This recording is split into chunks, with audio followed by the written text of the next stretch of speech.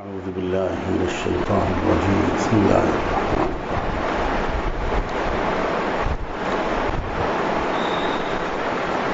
من عمل صالحا منكم من ذكر أو أنثى وهو مؤمن فلنحيينه حياة طيبة. سبحان ربك رب العزة عما يصفون وسلام على المرسلين والحمد لله رب العالمين.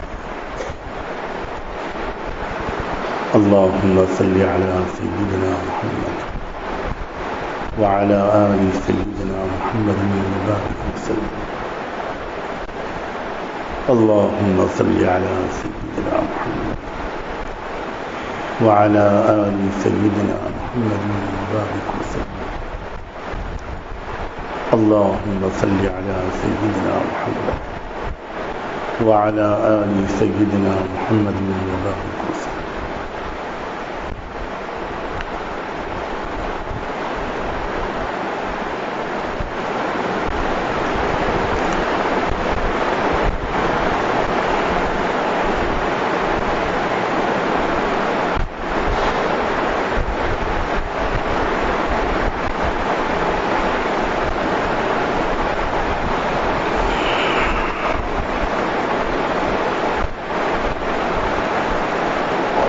دنیا میں ہر انسان کی دلی خواہش اور تمنا ہے کہ وہ ایسی زندگی اس کی گزرے جس میں خوشیاں ہوں، اطمینان ہو، عزت ہو، سماج سے، اپنے گھر والوں سے، اپنے رشتہ داروں سے اسے محبت ملے. ایک کامیاب زندگی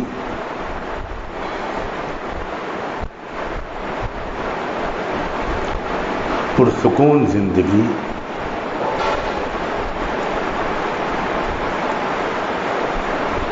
قلبی راحت والی زندگی ہر انسان چاہتا ہے.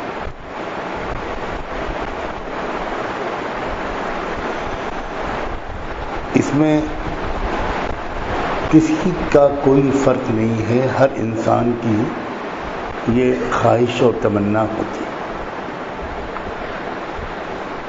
لیکن یہ بات کہ آخر ایسی زندگی کیسے ملتی ہے، ایسی زندگی ملنے کے حقیقی اسباب کیا ہے؟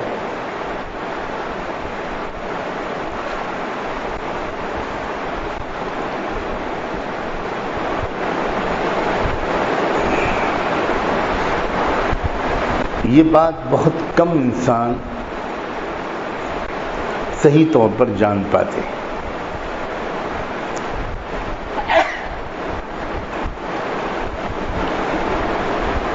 خاص طور پر ایسے زمانے میں، ایسے ماحول میں جس میں عام طور پر یہ سمجھا جا رہا ہو کہ بھئی سب سے زیادہ کامیابی پیسے میں ہے. جتنا زیادہ پیسے ہوں گے، مال ہوگا، دولت ہوگی، اتنی ہی اچھی زندگی گزرے.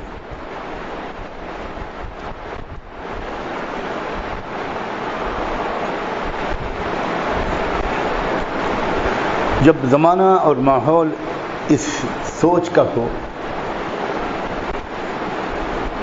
تو پھر اس سوچ سے بچنا زیادہ مشکل ہو جاتا ہے. کوئی بیماری اگر پھیل جاتی ہے، ایک وبا بن جاتی ہے، تو اس وبائی بیماری سے بچنا بہت مشکل ہے. اس کے لیے خصوصی کوشش کرنی پڑتی ہے اس بیماری سے بچنے. تو کیا یہ سوچ کہ کامیابی مال میں ہے، کیا یہ سوچ صحیح ہے یا یہ سوچ غلط ہے اور ایک بیماری کی طرح ہے جس سے بچنے کی ہر سمجھدار انسان کو بھرپور کوشش کرنی چاہیے، اور کامیابی کی حقیقت اور کامیابی کے حقیقی اسباب وہ جاننے کی اور ان کو اختیار اور حاصل کرنے کی بھی ہر سمجھدار انسان کو بھرپور کوشش کرنی چاہیے۔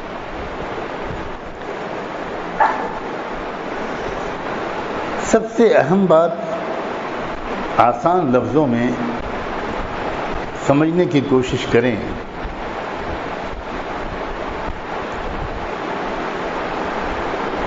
کہ خوشیوں کا احساس، خوشیوں کا مرکز کیا ہے۔ کبھی آپ نے کسی کو کہتے ہوئے سنا کہ آج میرا پیٹ بہت خوش ہے؟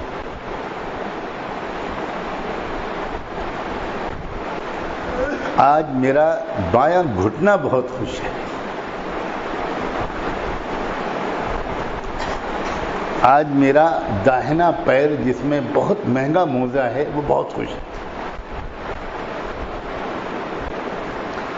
آج میں امپورٹڈ جوتے لایا ہوں تو آج میرے پیر بہت خوش ہیں۔ سنا ہے آپ نے؟ اگر سنے تو جلدی اسپتال پہنچائیں، دیر نہ کریں۔ آپ اچھے لوگ ہیں تو بیماروں کی مدد کرنی چاہیے۔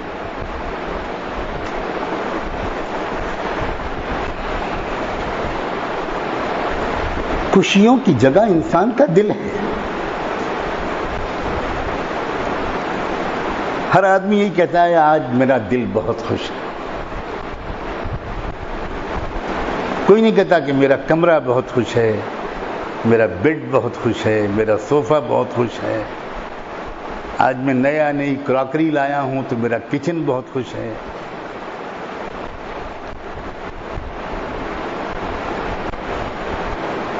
خوشیوں کی جگہ دل ہے۔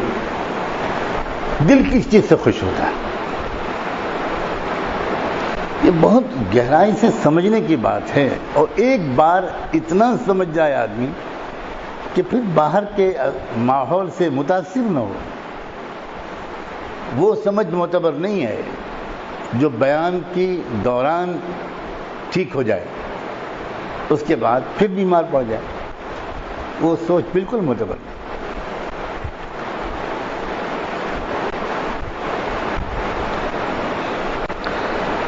آپ نے دوا کھا لی، درد دور ہو گیا، درد تو دور نہیں ہوا، درد کا احساس ختم ہو گیا، 4-6-8 گھنٹے کے بعد درد پھر واپس آ گیا۔ یہ صحیح دوا نہیں ہے۔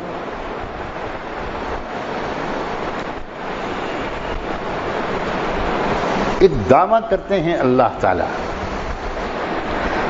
ایک بات سمجھاتے ہیں قرآن میں بار بار۔ میں نے اس مضمون کی ایک آیت کا ایک حصہ پڑھا ہے، اور وہ حصہ یہ ہے کہ جو بھی تم میں، چاہے وہ مرد ہو یا عورت، ایمان اور عمل صالح والا اگر ہوگا تو ہم ایک وعدہ کرتے ہیں، یقین دلاتے ہیں کہ اس کو ایک بہت شاندار، مطمئن، کامیاب، پاک صاف زندگی کی نعمت عطا کریں گے اس دنیا میں۔ ابھی آخرت کا تذکرہ نہیں، ابھی اس دنیاوی زندگی کا تذکرہ ہے۔ تو کیا یہ بات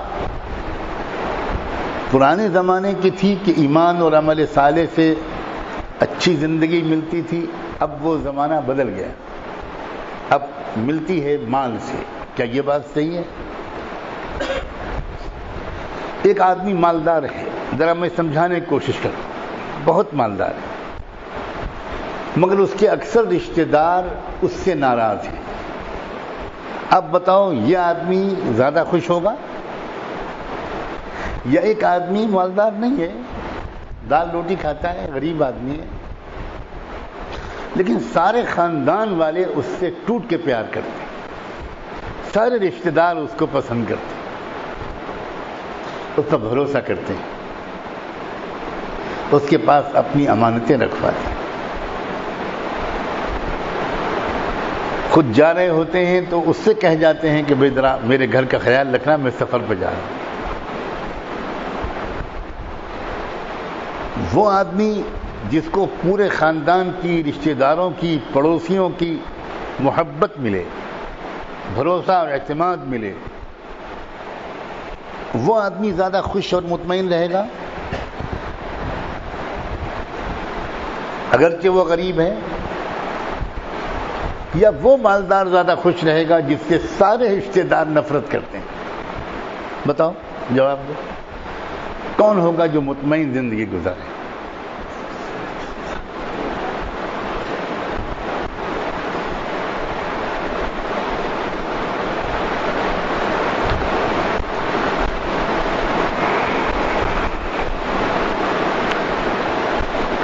ایک انسان ہے بہت مالدار ہے، لیکن پڑوسیوں کی اور رشتہ داروں کی بیٹیاں اس سے محفوظ نہیں ہیں۔ ہر ماں باپ ڈرا رہتا ہے کہ خدا خیر کرے، میری بیٹی اسکول جاتی ہے، کالج جاتی ہے، یہ بدماش ہے ہمارا فلاں رشتہ دار یا فلاں پڑوسی، تو جان اٹکی رہتی ہے کہ کہیں کسی دن میری بچی کی عزت پر حملہ نہ کر دے۔ وہ مالدار آدمی جس کو اس نظر سے دیکھا جا رہا ہو، وہ زیادہ پرسکون زندگی گزارے گا، یا وہ ایک انسان جو پاکیزہ کردار کا انسان ہے، جس کی نگاہیں قابو میں رہتی ہیں، جس سے کسی کو خطرہ نہیں ہے، سب اپنے بچیوں کو، اپنی بیویوں کو، اپنی دکان اور مال کو محفوظ سمجھتے ہیں، اس آدمی کے جیتے جی۔ یہ انسان جس سے لوگ اپنے آپ کو مطمئن سمجھتے ہیں، محفوظ سمجھتے ہیں، یہ زیادہ پاکیزہ، خوش، مطمئن زندگی گزار رہا ہوگا، یا وہ انسان جس سے لوگ نفرت کر رہے ہوں گے اور خطرہ محسوس کر رہے ہیں؟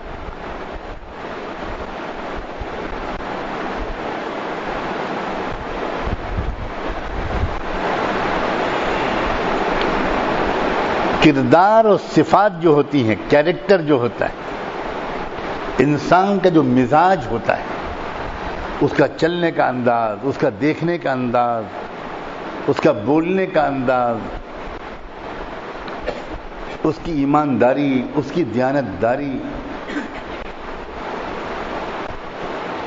اس کی اندر ہمدردی کا مزاج، دوسروں کے دکھ درد کو بانٹنے کا مزاج، دوسروں کی ترقی کو دیکھ کر خوش ہونے کا مزاج، بجائے جلنے کے، بجائے حسد کے۔ تو اچھی صفات، پاکیزہ کردار، انسانی اوصاف، سخاوت ہے، ہمدردی ہے، ایثار ہے، ہمیشہ سچ بولنا ہے، دھوکہ نہ دینا، جھوٹ نہ بولنا، کسی کا برا نہ چاہنا، یہی ہے عمل صالح کی تفصیل۔ آج کے زمانے میں ہماری سمجھ میں قرآن کا یہ اعلان اس لیے بھی نہیں آتا کہ جب بیان کرنے والا یوں بیان کرتا ہے کہ عزت اور محبت اور پاکیزہ زندگی، کامیاب زندگی ایمان اور عمل صالح میں ہے، جب بیان کرنے والا یہ الفاظ بولتا ہے تو ہمارا چونکہ ذہن عمل صالح سے نماز کی طرف چلا جاتا ہے، لمبی داڑھی کی طرف چلا جاتا ہے، لمبے کرتے اور گول ٹوپی یا عمامے کی طرف چلا جاتا ہے، اور ہم دیکھتے ہیں کہ ایسے عمل صالح والے تو سب پریشان ہیں، کون مطمئن ہے؟ بات سمجھ میں آ رہی؟ سب جھگڑ رہے ہیں آپس میں، جماعتیں جھگڑ رہی ہیں، ادارے جھگڑ رہے ہیں، علماء جھگڑ رہے ہیں، امام اور مقتدی جھگڑ رہے ہیں، متولی جھگڑ رہے ہیں، مسجد کے سیکریٹری جھگڑ رہے ہیں، قبرستان کے متولی جھگڑ رہے ہیں۔ کہاں ہمارے سالے والے لوگ مطمئن ہیں؟ بھائی یہ کیا بات ہے؟ یہ رسول اللہ کے زمانے میں تھی، آج نہیں چلے گی، آج تو پیسے والا عزت میں۔ اللہ کی بات غلط نہیں ہے، عمل صالح کے بارے میں ہمارا تصور غلط ہے۔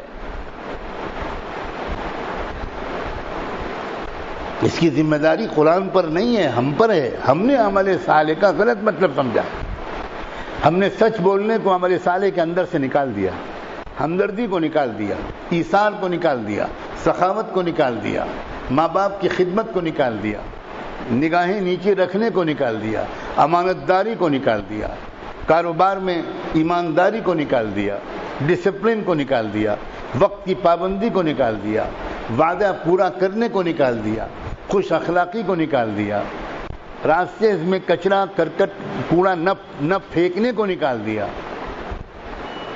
کیا مطلب عمل صالح کا ہم نے کیا مطلب سمجھا ہے؟ اس مطلب کے مطابق عمل صالح والے کے لیے اللہ کی طرف سے نہ دنیا میں پاکیزہ زندگی کا وعدہ ہے، نہ آخرت میں جنت کا وعدہ۔ چاہے جتنی لمبی داڑھی ہو، چاہے جتنا لمبا کرتا، چاہے جتنی شاندار ٹوپی ہو، چاہے جتنا بڑا پیشانی پر نماز کا نشان ہے، اگر یہ انسان بیوی کے ساتھ زیادتی کرتا ہے، اگر یہ انسان غریب ماں باپ سے اس کی بیٹی لیتے وقت جہیز کا مطالبہ کرتا ہے، اگر یہ انسان شریف نہیں ہے، نگاہیں نیچے نہیں رکھتا، آواز کو پست نہیں رکھتا، اس میں غرور ہے، گھمنڈ ہے، ظلم ہے، دھوکہ ہے، فریب ہے، خود غرضی ہے، تو چاہے جتنا بڑا یہ عمامہ باندھتا ہو، یہ عمل صالح والا نہیں ہے، یہ بالکل عمل صالح والا نہیں ہے، یہ منافق ہے۔ اسی کو منافق کہتے ہیں۔ منافق اس کو نہیں کہتے جس کی ظاہری شکل صورت بھی سنت اور شریعت کے خلاف، وہ منافق نہیں ہے، وہ تو فاسق ہے۔ منافق وہ ہیں جو دیکھنے میں لگے بہت نیک، بزرگ، نیک، صالح، دین کی محنت کرنے والا، خانقاہوں میں آنے والا، اعتکاف کرنے والا، توبہ بیعت کرنے والا، بیان کرنے والا، بخاری اور ترمذی پڑھانے والا، لیکن اس کے اخلاق خراب، اس کے معاملات خراب، اس کے جذبات خراب، اس کی تمنائیں خراب، پڑوسیوں کے ساتھ اس کا سلوک خراب،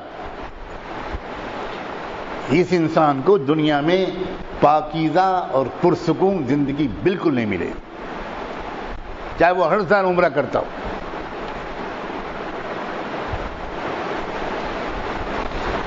اس زمانے کی بہت بڑی خدمت ہے عمل صالح کا صحیح مفہوم سمجھنا اور سمجھانا۔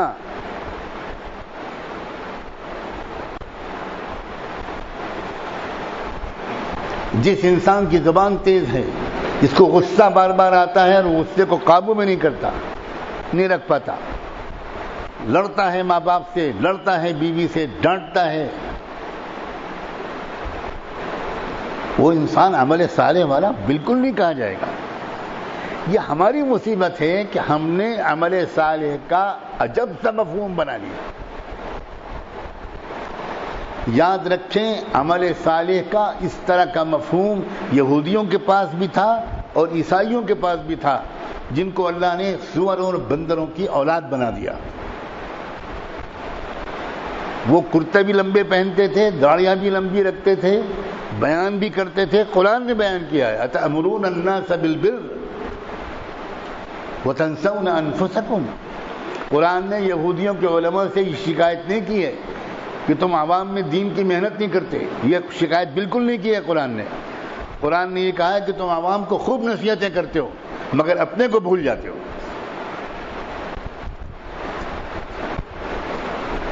تو اس کردار والے، وہ چاہے اللہ کے رسول کی امت میں ہو یا حضرت موسیٰ علیہ السلام کی امت میں ہو یا عیسیٰ علیہ السلام کی امت میں ہو، اس کردار والے مومن نہیں ہیں،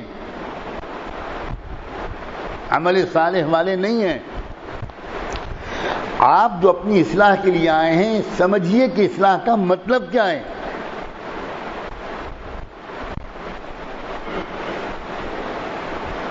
اچھا انسان بننا، یہ ہے مطلب عمل صالح کا۔ اچھا شوہر، اچھی اولاد، اچھا بیٹا، اچھا بھائی، اچھا پڑوسی، اچھا دکاندار، یہ ہے مطلب عمل صالح۔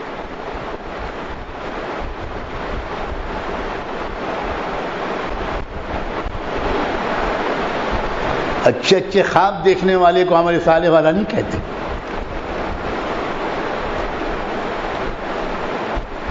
کردار خراب ہے اور خواب اچھا ہے، اس کا مطلب یہ ہے کہ کچھ پیٹ خراب ہے۔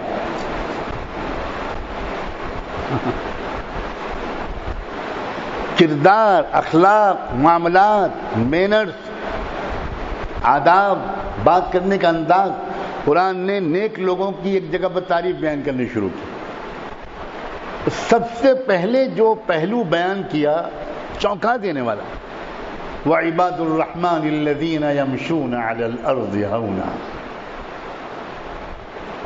کہ رحمان کے بندے تو وہ ہوتے ہیں جو زمین میں بہت متانت، سنجیدگی اور ہلکی چال چلتے ہیں، بہت نرم چال۔ زمین میں چلتے کیسے ہیں، یہ پہلی صفت ہے نیک لوگوں کی۔ یہ نہیں کہ وہ خواب کیسے دیکھتے ہیں اور لمبا کرتا ان کا کتنا ہے۔ آج سارا بگاڑ جو ہے وہ دینداروں کے اندر کی بے دینی سے ہے۔ دیندار کہلائے جانے والے مجمع کے دوہرے منافقانہ دوغلے کردار کی وجہ سے امت عذاب میں ہے۔ ہم ہیں مجرم اصل۔ شراب خانے جانے والوں کی وجہ سے نہیں ہے۔ امت جو مصیبت میں ہے وہ شراب خانے جانے والوں کی وجہ سے نہیں ہے، مسجد جا کر شراب خانے والوں جیسی حرکتیں کرنے والوں سے۔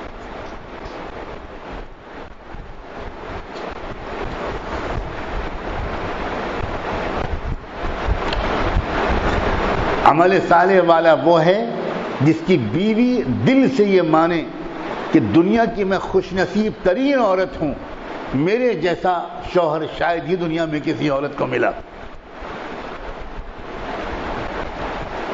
جس شوہر کے بارے میں اس کی بیوی کے یہ احساسات نہ ہوں، وہ شوہر اچھا شوہر نہیں ہے۔ جس بیوی کے بارے میں اس کے شوہر کے یہ احساسات نہ ہوں کہ میں دنیا کا خوش نصیب ترین انسان ہوں، مجھے اللہ نے جیسی پاک دامن وفادار بیوی دی ہے، شاید دنیا میں کسی مرد کو ملی ہو۔ یہ ہے عورت دیندار۔ وہ عورت جو مستورات کے اجتماعات میں بیان بھی کرے، مستورات میں تعلیم بھی کرائے، مستورات کی جماعتوں میں بھی جائے، لیکن اپنی بہو کو ستائے، وہ عورت بالکل بے دین ہے، بالکل بے دین ہے۔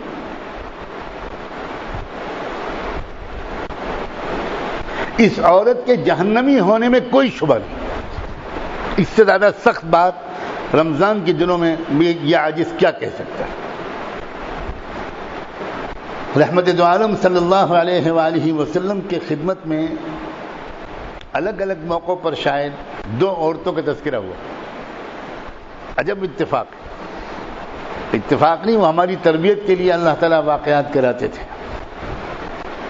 ایک عورت کے بارے میں حضور سے کہا گیا کہ اللہ کے رسول فلاں خاتون ہے، بہت نفلیں پڑھتی ہیں، نفلی روزے رکھتی ہیں، ذکر اذکار تلاوت کرتی ہیں، مگر بہت بد اخلاق عورت ہے، زبان کی بہت تیز ہے،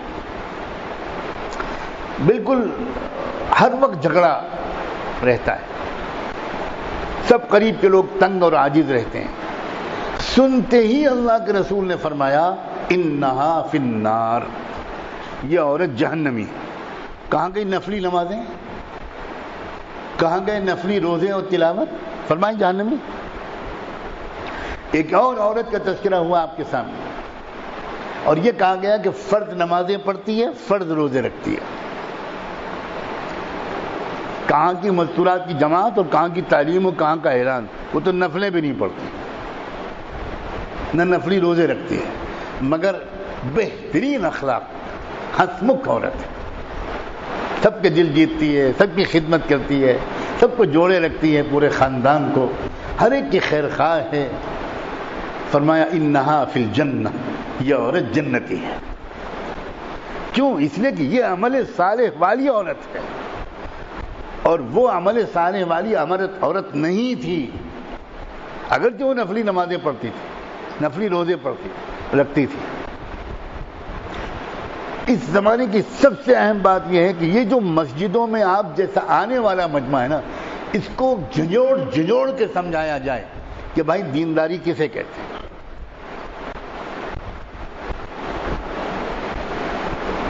کیا مطلب ہے اصلاح کا؟ ہر آنے والا کہتا ہے میں اپنی اصلاح کے لیے آیا.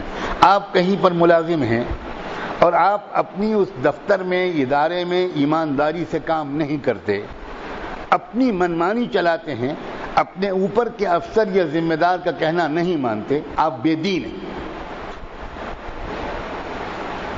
بالکل بے دین ہیں. دین کا حلیہ بگاڑ دیا ہم لوگوں نے.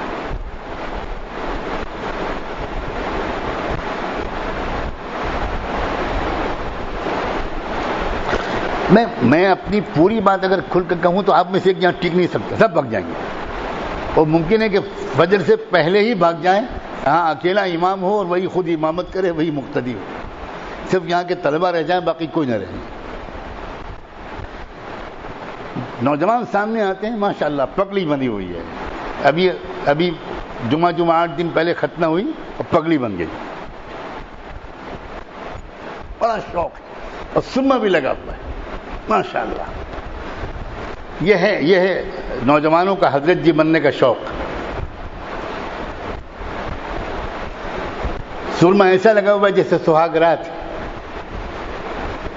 میں دلہنوں کے لگتا ہے، اور پینچا جو ہے وہ گھٹنے کے ذرا ہی نیچے ہے، بس اللہ کا شکر ہے گھٹنے کے اوپر نہیں، اور کرتا ٹخنے کے نیچے. یہ ہے مقدس حضرت جبریل کے پوتے. اور حالت یہ ہے کہ ڈسپلن نہیں ہے، وقت کی پابندی نہیں ہے، وعدہ خلافی ہے، بات میں جھوٹ ہے، دھوکہ ہے، فریب ہے. یہ حضرت جی ہیں یا حضرت ابلیس کے نواسے ہیں؟ یہ ہیں کون؟ یہ بالکل بددینی ہیں لوگوں. اگر آپ اپنے گھر میں مسکراتے ہوئے نہیں جاتے تو آپ کی دینداری میں کمی ہے.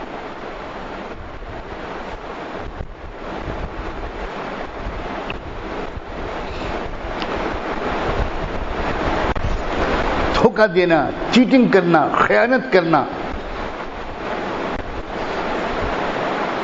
یہ کردار کی وہ خرابیاں ہیں.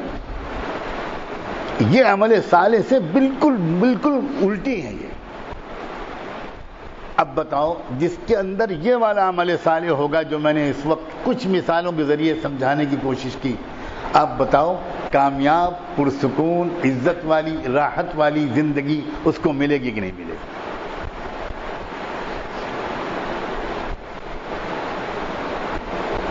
مسلمان تو مسلمان، بیوی تو بیوی، رشتہ دار تو رشتہ دار، ایسے انسانوں سے غیر مسلم محبت کرتے ہیں.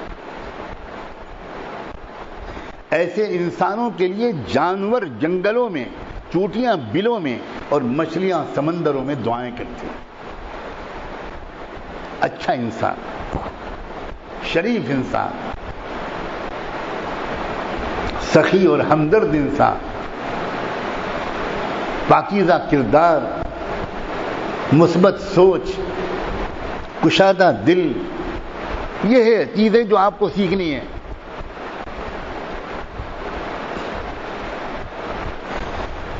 یہ جو ذکر مراقبہ بتایا جاتا ہے، آج میں کھل کر کہتا ہوں، یہ جج کرنے کے لیے بتایا جاتا ہے کہ کون سچا طالب ہے.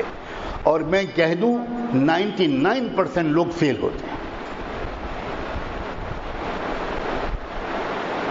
جو انسان صبح شام کی تسبیحات نہیں پڑھ پائے گا، وہ 40 سال پرانا جھوٹ بولنے کی عادت چھوڑ پائے گا؟ وہ خود غرضی کی عادت چھوڑ پائے گا؟ وہ جھوٹی گواہی نہ دے کر اپنے سگے بھائی کے خلاف سچی گواہی دینے کو تیار ہوگا؟ وہ باپ کے مرنے کے بعد ترکے کو صحیح طریقے پر تقسیم کرتے ہوئے اپنی بہنوں کو اس کا حصہ دے گا؟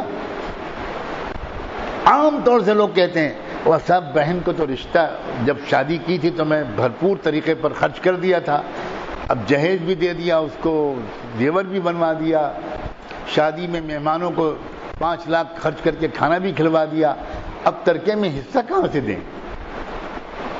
یہ وہ لوگ کہتے ہیں کہ جو بالکل دیندار نظر آتے ہیں، اور یہ 100% بے دین لوگ ہیں.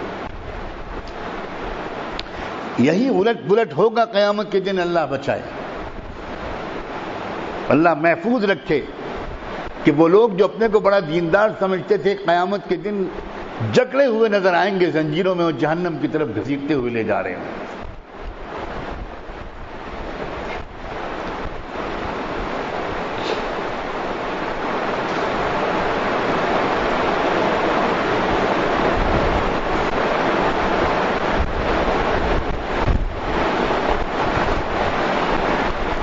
جس ساس کے بارے میں اس کی بہو گواہی دے کہ بھائی میری حقیقی ماں کس طرح مجھے پیار کرتی، بہت محبت کا ماحول ہے، لگتا ہی نہیں کہ میں ان کی بہو ہوں، لگتا ہے میں ان کی بیٹی ہوں.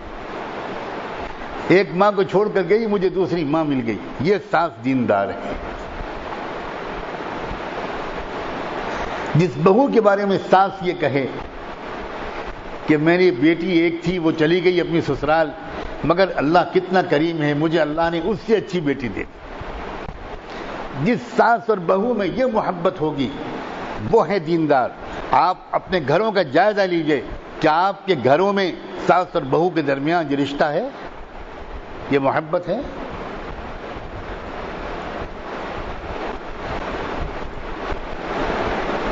کیا جب آپ نے اپنے بیٹے کا رشتہ کیا تو کیا چیز دیکھی آپ نے اپنی ہونے والی بہو میں؟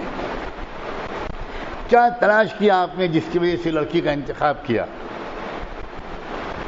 کیا آپ نے اپنی بیوی کو سمجھایا؟ کیا آپ نے اپنی ممکن حد تک تحقیق کی کہ بھئی جو لڑکی ہمارے گھر میں بہو بن کر آئے وہ اخلاق والی ہو، پاک دامن ہو، خدمت والی ہو، ہمدردی اور ایثار والی ہو، ایسی بچی لاؤ ہمارے گھر. کیا آپ نے اپنی بہو کے تلاش میں یہ کرائٹیریا اور یہ معیار رکھا، یا بھول گئے؟ یہ سب بھول گئے. اب خاندان میں جو رواج ہے، بیٹھ کے عورتیں باتیں کر رہی ہیں. عورتیں بیچاری جب عقل بٹ رہی تھی تو پیاز تل رہی تھی.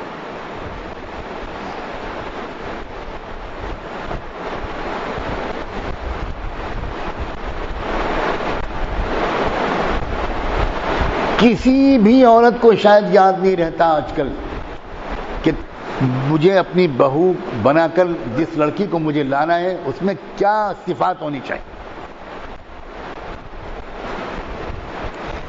اب ظاہر مالدار بہو لائے گی تو مالدار بہو ساس کے لیے راحت کا سبب بنے گی. تجربے کار لوگ بتائیں نا.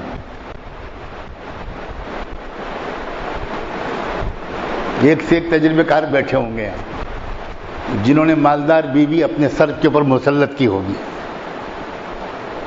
ملک کے موجودہ وزیر اعظم کی طرح. اس سے بڑا عذاب تو ہو نہیں سکتا. اکثر و بیشتر لوگ حسن اور مال دیکھتے ہیں، اور حسن والی اور مال والی عورت اچھی بیوی بن جائے یہ معجزے سے کم نہیں.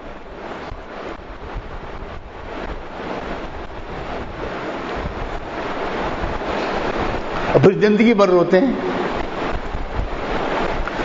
اور پھر عاملوں کے چکر لگاتے ہیں. میں نے کل بھی کہا تھا کہ ان کی روزی کا انتظام بھی اللہ کو کرنا ہی ہے.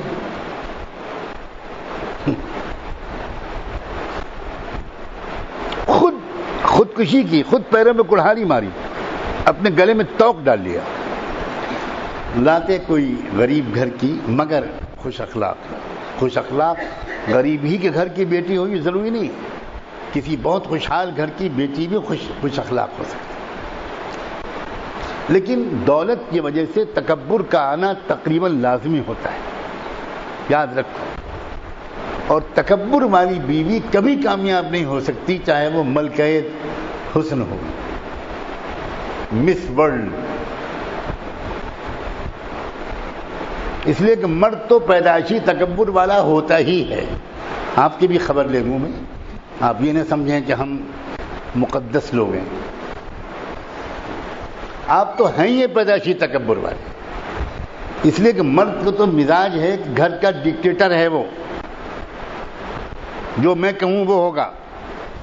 اب جب دوسرا بھی ایسے آ گیا کہ جو کہوں میں کہوں وہ ہوگا، تب تو پھر مصیبت ہے.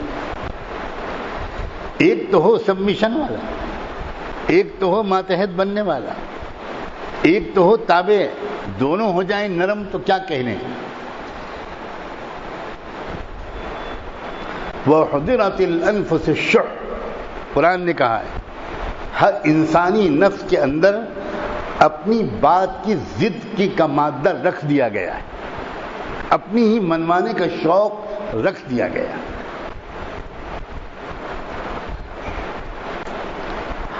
اب سمجھدار انسان کیا کرتا ہے؟ سمجھدار انسان، سمجھدار باپ، سمجھدار ماں، وہ یہ جانتی ہے کہ میرے بیٹے کے اندر غصہ ہے،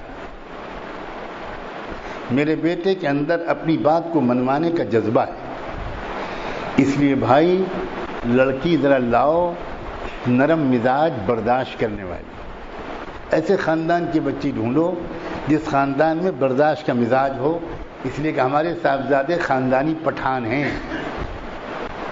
سیدھے کابل سے آئے ہیں، لیکن ماں باپ اپنے بیٹے کی برائی کبھی نہیں سوچتے، وہ سوچتے ہیں کہ ہمارے بیٹے تو حضرت ابو ہریرہ کے بعد ہیں، بس درمیان میں کوئی نہیں۔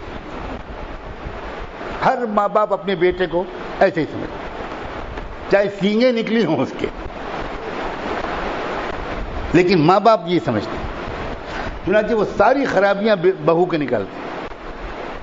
ماں باپ جانتے ہیں بیٹے کی کمزوری کو،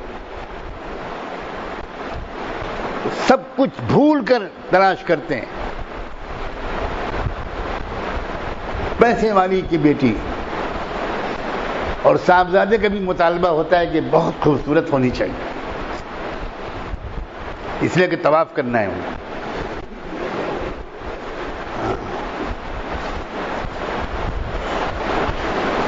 اور حجر اسود پر آ کر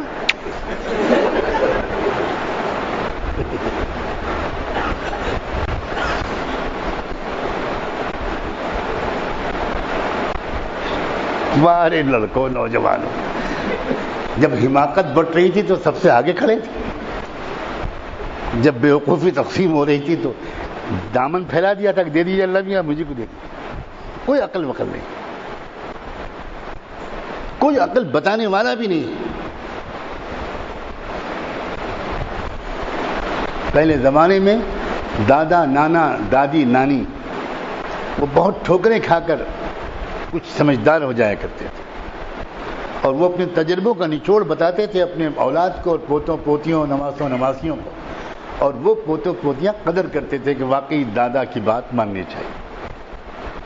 آج کل تو دادا تو کہتے ہیں سٹیا گئے، بڑے میاں سٹیا گئے، یہ بیچارے ہٹاؤ 4 مہینے کے لیے بھیج دو اللہ کے راستے، بہت فضیلت ہے اللہ کے راستے، دادا جان جائیے خرچہ میں برداشت کروں۔ آپ کو پتہ نہیں اللہ کے راستے میں جانے کی کیا فضیلت ہے؟ مسئلہ فضیلت کا نہیں ہے، گھر سے نکال باہر کرنا ہے۔ یہ ہے پوتے، یہ ہے نوجوانوں کے اخلاق اور ان کا معاملہ اپنے بوڑھوں کے ساتھ۔ حالانکہ انسان کتابوں سے اور اخباروں سے نہیں سیکھتا، انسان تجربوں سے سیکھتا۔ نوجوان بہت بیٹھے ہیں ہاں، میں ہمیشہ ایک قصہ سنایا کرتا ہوں، ہر بارات میں ایک بوڑھا ہونا ضروری۔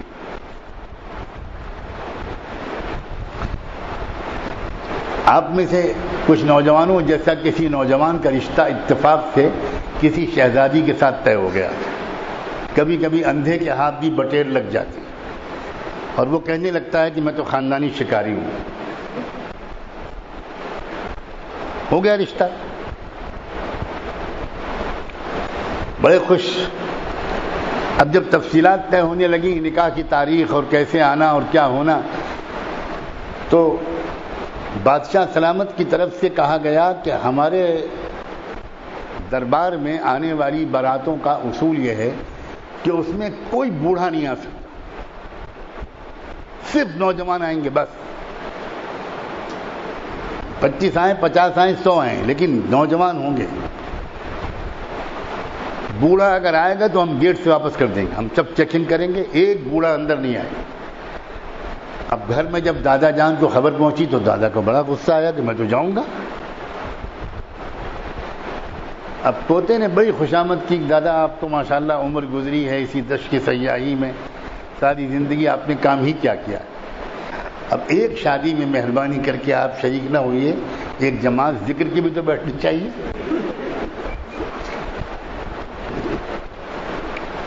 تو آپ دادا آپ بہت اللہ سے قریب ہیں، 2 حج اور 5 عمرے کر چکے ہیں، آپ بیٹھ کے دعا کیجیے گا۔ دادا نے کہا میں تو جاؤں گا، نہیں تو بارات بھی نہیں جائے گی۔ دادا بھی ماشاءاللہ دادا ہی تھے۔ اب بڑی مشکل ہو گئی، اس لڑکے نے سوچا کہ بڑی مشکل سے تو رشتہ ہوا ہے، اب وہ بھی بادشاہ کے یہاں، اگر یہ چلے گئے دادا تو دروازے سے بھگا دیے جائیں گے ہم لوگ سب۔ جب کافی پریشان ہو گئے تو دادا نے ایک مشورہ دیا کہ دیکھو پریشان نہ ہو بچوں، ڈھولک تو جائے گی نا، ڈھولک تو بجاؤ گے، بہرحال مسلمان ہو تم لوگ، تو بڑی سی ڈھولک بنا دو، اس کے اندر مجھے بٹھا دینا، میں تو یوں بھی سکڑ گیا ہوں، جیسے انگور سکڑ کے منقع بن جاتا ہے، تو میں تو بڑھاپے میں تھوڑا بقدر ضرورت ہو گیا ہوں، تو مجھے لپیٹ کے فولڈ کر کے اس میں رکھ دینا اور ایک چھوٹا سا سوراخ چھوڑ دینا، بس ختم، میں سانس آتی رہے گی بس، اور ڈھولک بجاتے ہوئے جو چلے جانا، پتہ ہی نہیں چلے گا کسی کو کہ اس کے اندر کوئی بڑے میاں بیٹھے۔ تو لڑکوں نے کہا ہاں دادا یہ ٹھیک ہے۔ ڈھولک بڑی مائی بڑے میاں کو بٹھایا، چل دیے، ڈھولک بجاتے ہوئے بارات لے کر، کوئی بھی چیک نہیں کر پایا، اندر چلے گئے سب، نکاح بھی ہو گیا، سب ہو گیا، رسمیں ادا ہو گئی، اب کھانے کی میز پہ بٹھائے گئے۔ تو بادشاہ سلامت کے ہاں کے افسران آئے اور انہوں نے کہا کہ ہمارے خاندان کی ایک روایت ہے کہ ہر باراتی کے ہاتھ میں ایک لکڑی باندھ دی جاتی ہے، کوہنی سے لے کر انگلیوں تک ایک لکڑی سیدھی باندھ دی جاتی ہے، تو چلیے آپ بندوائیے۔ اب سب نے ہاتھ پھیلا دیے اور سب کے لکڑی بند گئی۔ اب لکڑی بند گئی تو کھائیں کیسے، ہاتھ ہی نہیں مڑے گا۔ اب بڑے پریشان ہوئے کہ بھئی کھانا تو شاندار رکھا ہوا ہے، جس کی تمنا میں اتنی عمر گزری تھی مگر کھا نہیں سکتے۔ تھوڑی دیر کے بعد کسی کو یاد آیا، وہ کسی بہانے سے اٹھ کے گیا، اس نے کہا دیکھو دادا ہے، وہ کوئی نہ کوئی ترکیب بتائیں گے، کوئی حل نکالیں گے۔ اب وہ ڈھولک بجاتے بجاتے چپکے سے پوچھا کہ دادا پھنس گئے ہم لوگ، ہاتھ میں لکڑی بندھی ہے، کھائیں کیسے؟ تو دادا اندر سے بولے تم میں سے ہر آدمی اپنے سامنے والے کو کھلائے۔ اب جب انہوں نے کھلانا شروع کیا، اب یہ ادھر والا اس کو کھلا رہا ہے، ادھر والا اس کو کھلا رہا ہے، ہاتھ موڑنے کی ضرورت ہی نہیں۔ تو جب کھانا شروع ہوا تو بادشاہ سلامت کے یہاں کے افسران آئے، رکو رکو رکو رکو، ہو تمہارے درمیان کوئی بوڑھا ضرور ہے، یہ ترکیب تم جوانوں کی سمجھ میں آ ہی نہیں سکتی تھی، ہم تلاشی لیں گے، کوئی بوڑھا ضرور ہے۔ ہمیں سمجھنا چاہیے کہ زندگی کے راز انسان اخباروں میں ٹی وی سے نہیں سمجھ سکتا، زندگی کے راز اپنے بزرگوں، اپنے بڑوں کے تجربوں کے نتیجے میں سمجھ سکتا۔ کامیاب زندگی کے کیا اصول ہیں؟ ایک جامع عنوان ہے عمل صالح، لیکن مجھے شدت سے اس بات کا احساس ہے کہ اس زمانے میں عمل صالح کا جامع اور مکمل صحیح مفہوم سمجھنے والے شاید کروڑوں میں 2 مسلمان بھی نہیں، اور اسی لیے سمجھ میں نہیں آتا کہ ایمان اور عمل صالح کے نتیجے میں حیات طیبہ کیسے ملتی ہے۔ حیات طیبہ تو مال والوں کو ملتی ہے، کیونکہ حیات طیبہ کا مطلب ہم سمجھیں لمبی لمبی کاریں، لمبے لمبے بینک اکاؤنٹ، اونچی اونچی عمارتیں، یہ حیات طیبہ کا مطلب نہیں ہے۔ حیات طیبہ کا مطلب قلبی سکون و راحت، سماج میں عزت، دل کا اطمینان و چین۔ کسی غریب کو نیند کی گولی کھاتے ہوئے کبھی نہیں دیکھا ہوگا، اور امیروں کو نیند کی گولیوں کو تو کیا انجیکشن کے بغیر بھی نیند نہیں آتی۔ غریب تو سڑک کے کنارے فٹ پاتھ پر سوتا ہے، رکشے پر سوتا ہے، دھوپ میں سوتا ہے، اس لیے کہ اس کے دل میں وہ ٹینشن نہیں ہے۔ کوئی انسان پیسے والا ہو مگر تکبر والا ہو، اس کو چین کی زندگی نصیب نہیں ہو۔ کوئی انسان پیسے اور کوٹھیوں والا ہو، بنگلے والا ہو، کاروں والا ہو، مگر اس میں قناعت نہ ہو، سخاوت نہ ہو، جلن اور حسد ہو، حل من مزید مزید مزید اور ملے اور ملے اور ملے، اس کی حوث ہو، ایسا انسان ارب پتی بھی خوش اور مطمئن نہیں رہتا۔ سچ کہا ہے اللہ نے، بالکل غلط نہیں کہا کہ بلا شبہ عمل صالح پر زندگی میں بڑا بہترین زندگی ملتی ہے۔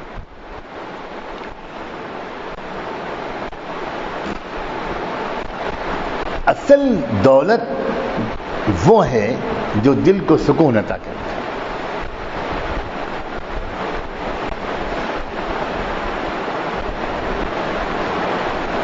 اب انسان اپنے دل کو ایمان والا اور اپنے کردار کو عمل صالح والا بنائے، یہ کوشش ہونی چاہیے۔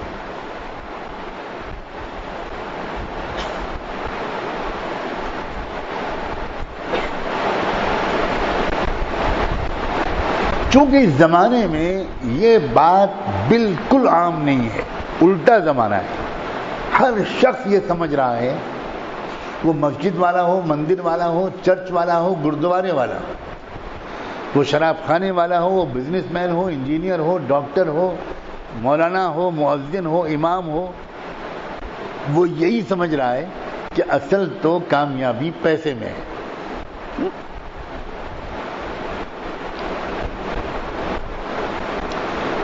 بلا شبہ اگر انسان اچھے کردار والا ہے اور اس کو اچھا مال بھی مل جائے تو بہت اچھا ہے، اس کے دونوں ہاتھ میں لڈو ہیں۔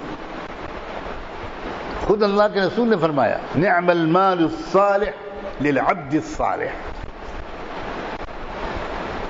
حلال کمائی کا کمایا ہوا مال کسی نیک بندے کے ہاتھ میں آ جائے تو یہ بہترین نعمت ہے۔ لیکن پہلے عبد صالح بنو، پھر مال صالح کی فکر کرو۔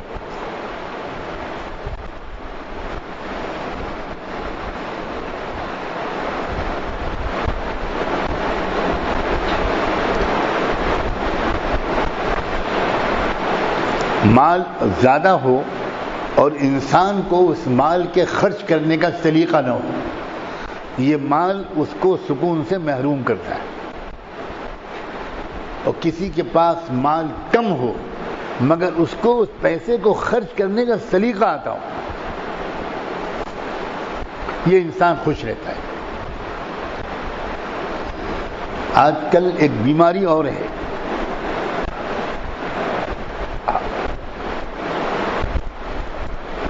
دیکھا دیکھی، لوگوں کے دیکھا دیکھی، انسان اپنی زندگی کے معیار کو اس سے بہتر اونچا بنانے کی کوشش کرتا ہے جتنا کہ اس کی آمدنی اجازت دیتی۔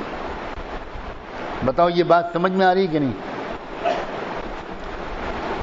چادر سے زیادہ پیر پھیلانے کی کوشش کرتا، کیونکہ یہ ایڈورٹائزمنٹ کا زمانہ ہے، اشتہار کا زمانہ ہے، اور ایسا ترقی کر گیا ہے اشتہار کا فن کہ اس میں لوگ 2 3 بار پی ایچ ڈی کرتے ہیں۔ کیا مطلب اشتہار؟ فن کا مطلب یہ ہے کہ تمام دنیا کے بیوقوف انسانوں کی جیب سے پیسہ کیسے نکالا جائے۔ اب شاپنگ مال میں جاؤ، شاپنگ مال میں جاتا ہے آدمی 2 چیزیں خریدنے کے ارادے سے، لیکن کبھی شاپنگ مال کے باہر کھڑے ہو کے سروے کرو اگر مار کھانے کا اندیشہ نہ ہو۔ کچھ پولیس والوں کا لباس پہن لینا چرا کر کہیں، اور سروے کرو اس بات کا کہ آپ جو شاپنگ مال میں جا رہے ہیں کیا لینے جا رہے ہیں، تو وہ بتائے گا اس مال میں فلاں چیز بہت اچھی مل رہی ہے، میں وہ لینے آیا۔ 2 چیزیں بتائے گا، 3 چیزیں بتائے گا۔ جب وہ واپس آ رہا ہوگا تو وہ ٹرالی لے کر آ رہا ہوگا۔ اچھا کیا لے آئے بھائی صاحب؟ اب ماشاء اللہ، اللہ کا شکر ہے، بہت چیزیں لے آیا۔ آئے تو 2 چیزیں خریدنے، لے کے آ رہا ہے 12 چیز، 15 چیز، 20 چیز۔ کیوں ہے یہ؟ شاپنگ مال جانے والے کو پتہ ہی نہیں کہ وہاں میوزک بج رہی ہے، اور وہ عام میوزک نہیں ہے، وہ میوزک خریدی ہے اس شاپنگ مال والے نے کم سے کم 50 لاکھ روپے میں یا 1 کروڑ روپے میں، صرف میوزک. اور اس میوزک کی تاثیر یہ ہے کہ یہ بھی خرید لو، یہ بھی خرید لو، یہ بھی خرید لو، یہ بھی خرید لو. پتہ ہی نہیں مال جانے والوں کو کہ میں تو جا رہا ہوں شکار ہونے کے لیے. اور آپ کی جیب میں رکھ دیا گیا ہے کریڈٹ کارڈ اسی پھنسانے کے لیے. کریڈٹ کارڈ کا مطلب یہ ہے کہ جیب میں پیسے نہیں ہیں تو فکر نہ کرو، خریدو، کریڈٹ کارڈ سے خریدو، آپ کے بینک اکاؤنٹ سے چلا جائے گا، مال کے اکاؤنٹ میں خود بخود چلا جائے گا. اب کیا طریقہ ہے لوگوں کے خون چوسنے کا، ان کے پیسے ان کے ہاتھ سے نکالنے کا؟ ایک بہت بڑی سائنس ہے، بڑا آرٹ ہے. زبردست قسم کے اس پر ریسرچ ہو رہے ہیں کہ کتنی خوبصورت پیکنگ کی جائے، کتنا سجایا جائے، کیسے اٹریکٹ کیا جائے، کیسے کھینچا جائے آدمی کو کہ یہ لے ہی لو. اب وہ انسان جس کی آمدنی درمیانی درجے کی ہے، وہ چیزیں لے آتا ہے اپنے گھر جو اس کی آمدنی اجازت نہیں دیتی. بہت بڑی تعداد میں لوگ آج کل اس غلطی میں مبتلا ہیں، اور اس کے بعد قرض اور ادھار لینا پڑتا ہے، شرمندہ ہونا پڑتا ہے، بھاگنا پڑتا ہے، کیا کرنا پڑتا ہے. سمجھدار انسان وہ ہے کہ جو بہت اچھی طرح سمجھ لے کہ دیکھو بھئی میری آمدنی زندگی کے اس معیار کی اجازت دیتی ہے، اور میں خوش ہوں، میرے اللہ نے میرے لیے جو چنا ہے، اللہ بہتر جانتا ہے میرے لیے کیا اچھا ہے.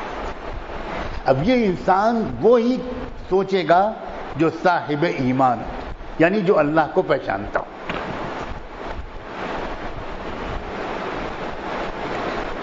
اللہ نے ہر ایک کے لیے الگ ایک معیار زندگی تقدیر میں لکھا ہوا ہے.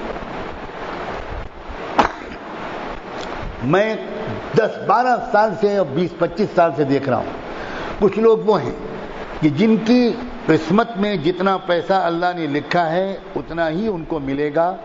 اب وہ کوشش کر رہے ہیں، ہاتھ پر مار رہے ہیں، دن رات دوسروں کا مال لگا کر بزنس میں لگانے کی کوشش کر رہے ہیں، لیکن ایک قدم آگے نہیں بڑھ پا رہے. کیوں نہیں آگے بڑھ پا رہے؟ اس لیے کہ ان کے لیے مقدر اتنا ہی تھا، خوش رہتے اسی میں، بلا وجہ حبس میں مبتلا ہو گئے کہ میں اتنا بڑا مالدار بن جاؤں، اتنا بڑا مالدار بن جاؤں. اور شیطان لعین اتنا چالاک ہے کہ وہ کسی کے جب زیادہ مال کمانے کے چکر میں پھنسانا چاہتا ہے اور اس کے مزاج کو جانتا ہے تو اس کے دماغ میں یہ خیال ڈالتا ہے زیادہ مال ہوگا تو میں زیادہ دین کے کام میں لگاؤں گا. اللہ میاں نے یہ کبھی کہا ہی نہیں کہ تم زیادہ کماؤ تاکہ دین کے کام میں خرچ کرو. اللہ میاں نے یہ کہا ہے کہ جتنا کماؤ اس میں سے دین کے کام میں خرچ کرو. یہ کہیں نہیں کہا اللہ.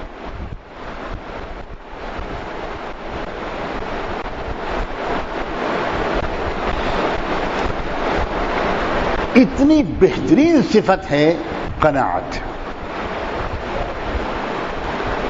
مست رہنا، مطمئن رہنا، اور پڑھ لینا اپنی قسمت کو، جان لینا یہ بات کہ اللہ تعالیٰ نے میرے لیے کیا معیار طے کیا. بہت لوگ ہیں جو اس بات کو نہیں سمجھتے، پوری زندگی صحت خراب کر لیتے ہیں، وقت خراب کرتے ہیں، آخرت خراب کرتے ہیں، دین خراب کرتے ہیں، اور ملتا کچھ نہیں. ملتا وہی ہے جو ان کی قسمت پہ لکھا ہو.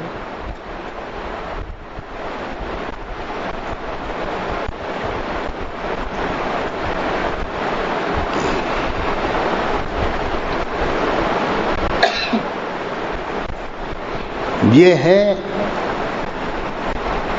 ان لوگوں کی سوچ جو سمجھدار لوگ ہیں. جو آدمی دیندار ہو اور سمجھدار نہ ہو وہ دیندار بھی نہیں رہ پائے گا. جملے کو یاد رکھنا. اور سمجھدار انسان وہ ہوتا ہے جو اپنے سے کسی زیادہ سمجھدار آدمی کی بات پر یقین کر کے اپنی رائے کے خلاف اس کے مشورے کو مانے، وہ ہے سمجھدار انسان۔ قل هل يستوي الذين يعلمون والذين لا يعلمون، اے رسول اللہ یہ سمجھائیے لوگوں کو، کیا سمجھدار لوگ اور نہ سمجھ لوگ برابر ہو سکتے ہیں؟ لیکن آج کا نوجوان کسی کو سمجھدار ماننے کو تیار نہیں ہے، حضرت ماننے کو تیار ہے، پیر ماننے کو تیار ہے، بزرگ ماننے کو تیار ہے، سمجھدار اپنے کو زیادہ سمجھتا ہے کہ سمجھدار تو میں زیادہ ہوں۔ یوسف علیہ السلام کے جو بھائی تھے وہ اپنے کو بہت سمجھدار سمجھتے تھے، نبی کے بیٹے، خاندان ابراہیمی کے فرزند، اعلیٰ ترین خاندان، لیکن ان کی غلطی کیا تھی؟ وہ اپنے باپ کو بزرگ سمجھتے تھے، سمجھدار اپنے کو سمجھتے تھے۔ اس کو نوٹ کرو طلبہ، لولا ان تفندون، یعقوب علیہ السلام نے یہ جملہ ایک مرحلے پر کہا ہے کہ تم تو مجھے سچایا ہوا سمجھتے ہو، اگر میں تم سے کہوں یہ بات کہ میں دوسرے بھائی کو اب نہیں بھیجوں گا، ایک بھائی میں غلطی کر چکا، تو تم تو مجھے سچایا ہوا سمجھو۔ اگر میں تم سے کہوں کہ یوسف کی مجھے خوشبو آ رہی ہے تو تم مجھے سچایا ہوا سمجھو گے۔ انی لاجد ریح یوسف،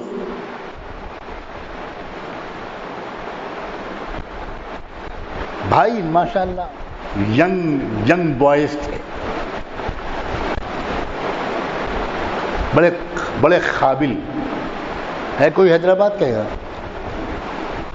بڑے قابل، حیدرآباد میں قاف کو خے بولتے ہیں۔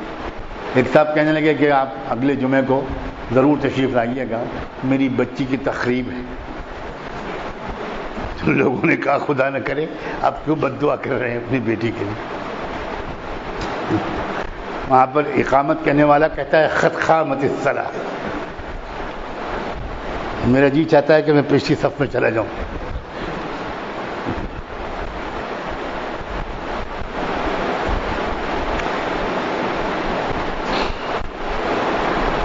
یوسف علیہ السلام کے بھائیوں نے بالکل یہی سمجھا تھا، میں سچ کہہ رہا ہوں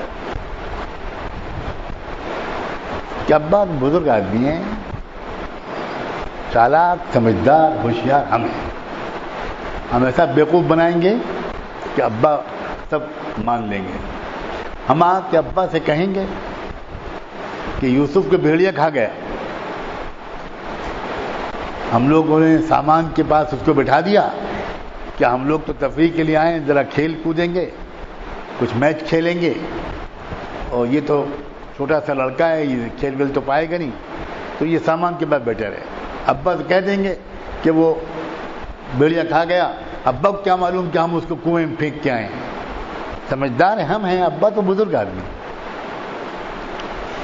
یوسف علیہ السلام کے واقعے میں بار بار یہ جھلکتا ہے، کئی بار، میں سب تفصیل نہیں بیان کر سکتا، بار بار یہ جھلکتا ہے کہ وہ نوجوان اپنے کو بہت سمجھدار سمجھ رہے تھے، اور یعقوب علیہ السلام سب سمجھ رہے تھے۔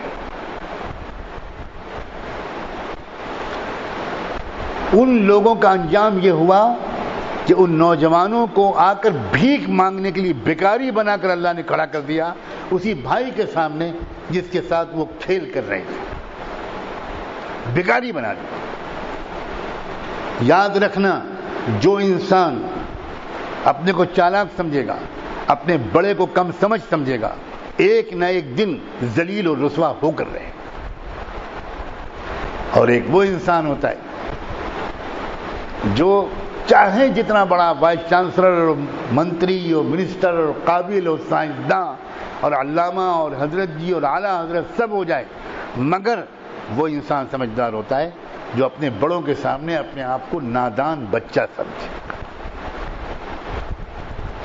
میں نے جن اللہ والوں کو دیکھا ان کو ہمیشہ یہ دیکھا کہ وہ علم کی بلندی پر ہوتے تھے مگر اپنے بڑوں کے سامنے چھوٹے بچوں کی طرح بیٹھتے۔ یہ ہے سمجھداری. اور سمجھداری کے بنا دینداری معتبر نہیں ہے.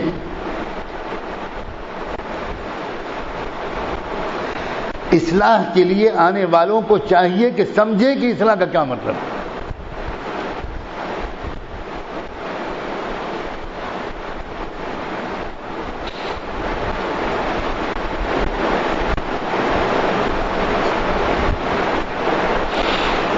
اللہ تعالیٰ اپنے کرم سے ان باتوں کی سمجھ اور ان کو سمجھنے کا شوق نصیب کرے. یہ ہے مطلب کسی کی صحبت کا. لوگ بالکل عجیب بات سمجھتے ہیں بزرگوں کی صحبت. یہ سب الفاظ وہ ہیں اس زمانے میں اس کا مطلب غلط سمجھا جا رہا ہے. میرا بس چلے تو میں پوری ڈکشنری بدل دوں.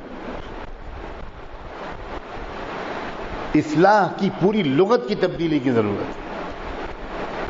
بزرگوں کی صحبت کا کیا مطلب ہے کہ کوئی صاحب ہیں 80-90 سال کے, ان کے سامنے آ کر بیٹھ جاؤ, یہ صحبت ہے. اور قریب بیٹھ جاؤ اور سامنے بیٹھ جاؤ, یہ صحبت. نہ مانو کہنا, نہ قطعاً ان کو خوش کرو, ان کے دل کو راحت پہنچاؤ, نہ ان کی دعائیں لو. بس یہ سب بکاری ہے, یہ سب دھوکہ ہے. اور میں سچ کہتا ہوں, اللہ کرے میری یہ بات غلط ہو, آج کل حقیقی طالب 20-20 سال میں کوئی ایک نظر نہیں آتا. کوئی ایک نظر نہیں آتا. سب منمانی کرتے ہیں. اسی لیے ترقی نہیں ہوتی, کچھ ملتا نہیں کسی.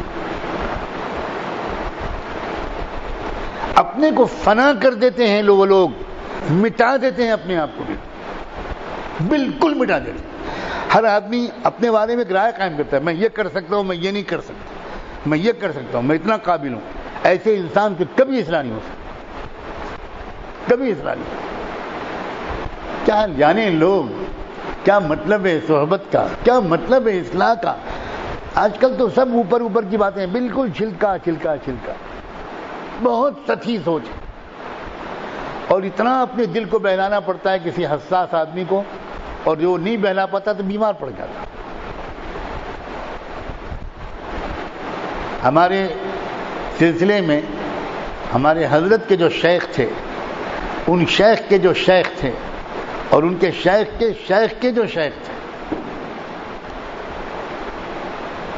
عجیب و غریب قسم کے احوال ہیں.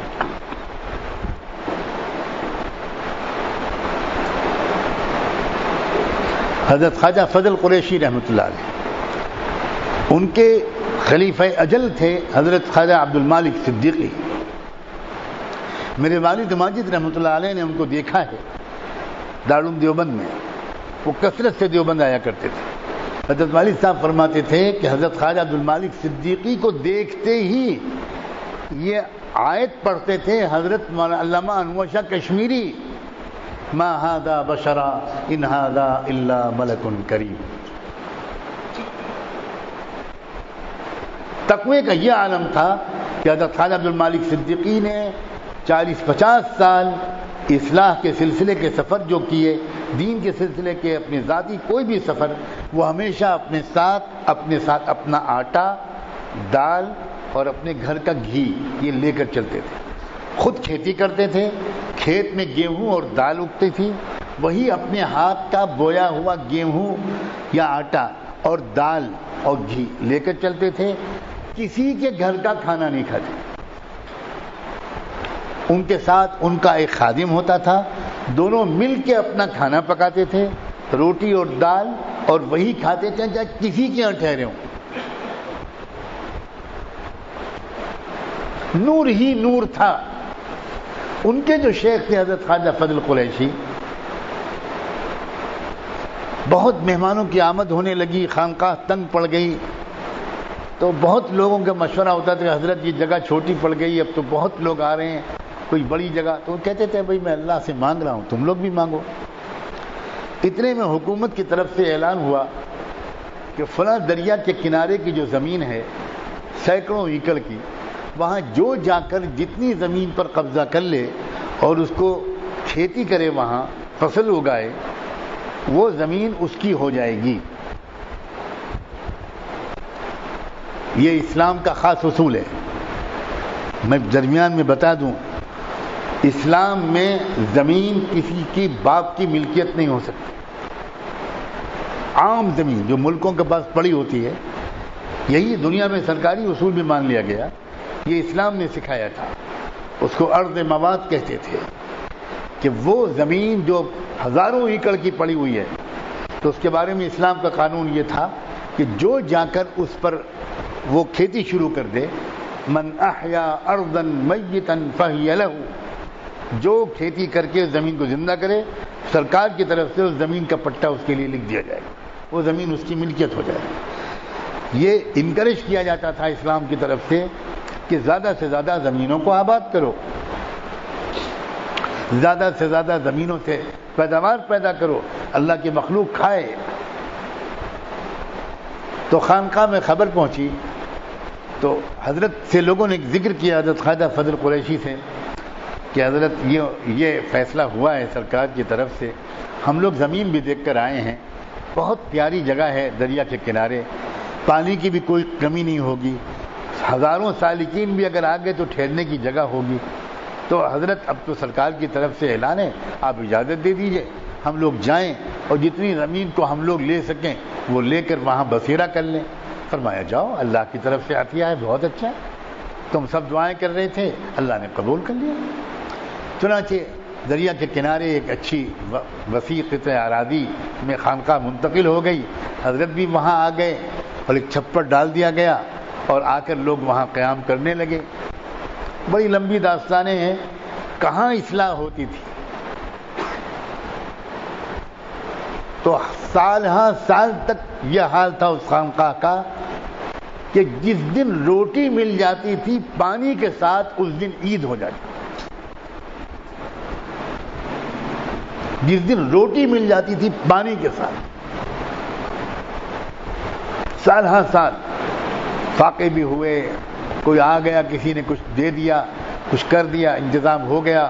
ورنہ دن رات لگے ہوئے ہیں. ابھی زمین ہموار ہو رہی ہے، زمین میں کھیتی ہوگی، کب جا کے فصل ہوگے گی، 2 سال لگیں گے، 3 سال لگیں گے، کچھ نہیں معلوم.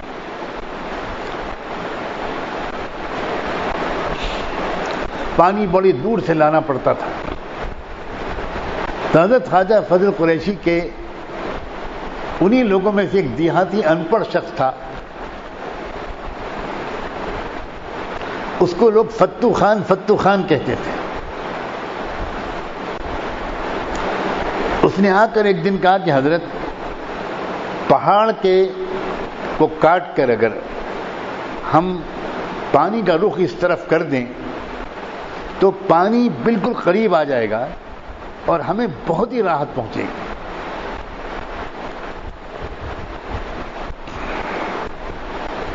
تو حضرت جس کو آپ حکم دے دیں.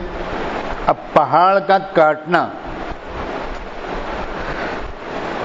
اب یہ ہوتا ہے سلوک، کسے کہتے ہیں اصلاح. کیا ہے مطلب؟ بیانوں کے ذریعے اصلاح نہیں ہوتی. یہ بالکل جھوٹ ہے کہ بیانوں کے ذریعے اصلاح ہو. بیان کانوں کی عیاشی ہو گئے ہیں اس دور میں، صرف کانوں کی عیاشی. ایک بندہ نہیں ملتا جس کی زندگی بیان سن کر بدلی ہو.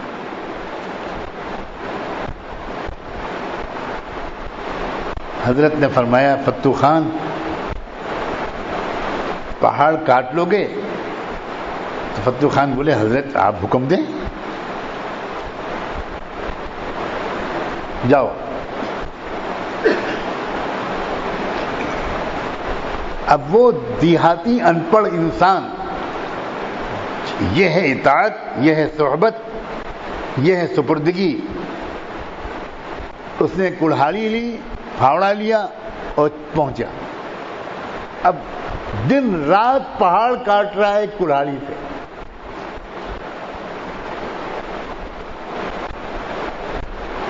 حضرت جب پوچھیں کہ فتو خان کہاں ہے؟ حضرت وہ تو پہاڑ کاٹ رہا ہے. نماز میں آئے اور پھر نماز پڑھ کے بھاگ جائے.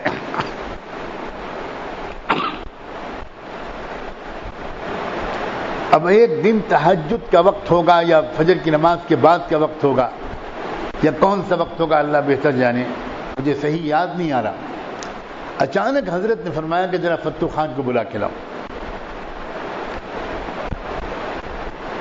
کوئی دوڑتا ہوا گیا, اس سے کہا کہ بھئی حضرت یاد فرما رہے ہیں.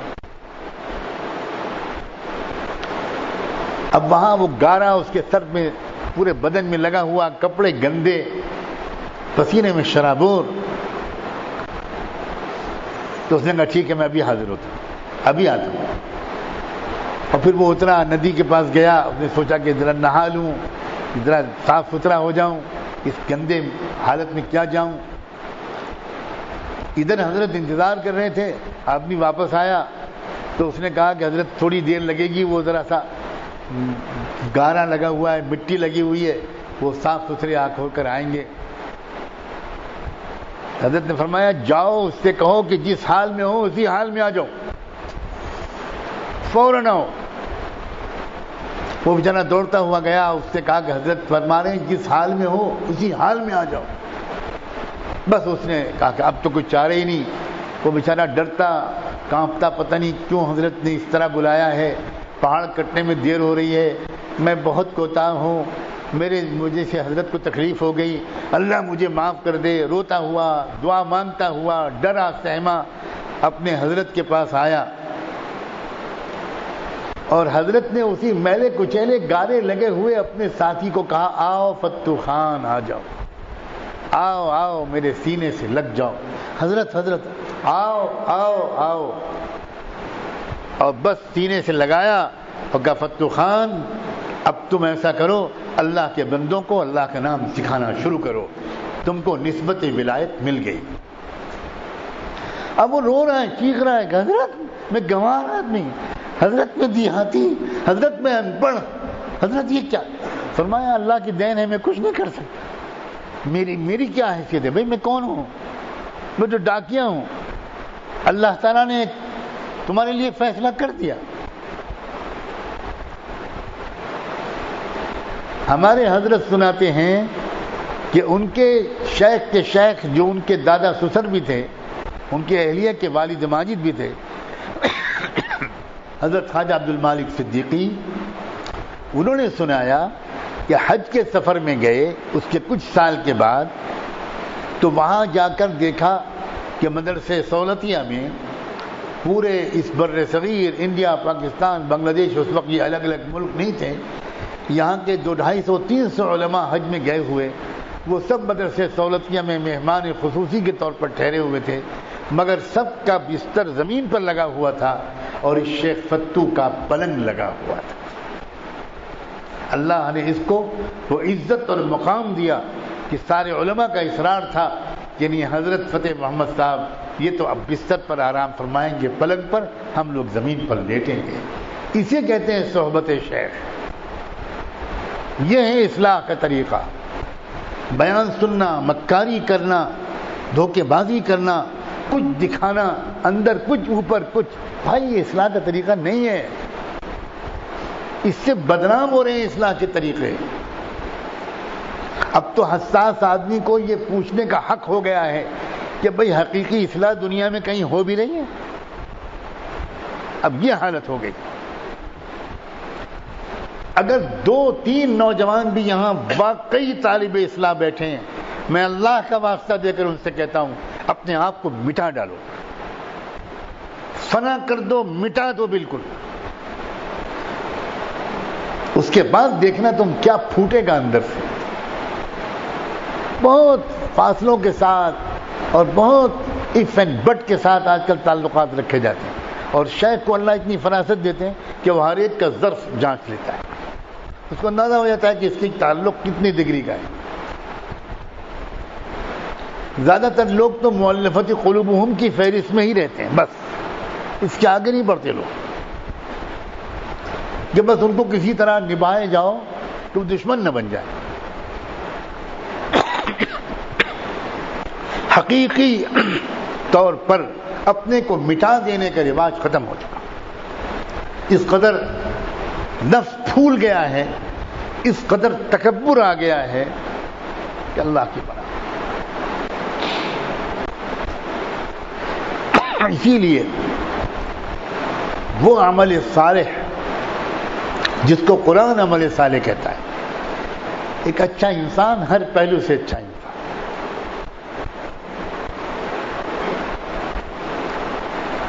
ایک واقعہ سنا کر اور بات کو مکمل کرتا ہوں. آج تو لمبی گفتگو ہو گئی. ایک بار رحمت دو عالم صلی اللہ علیہ وآلہ وسلم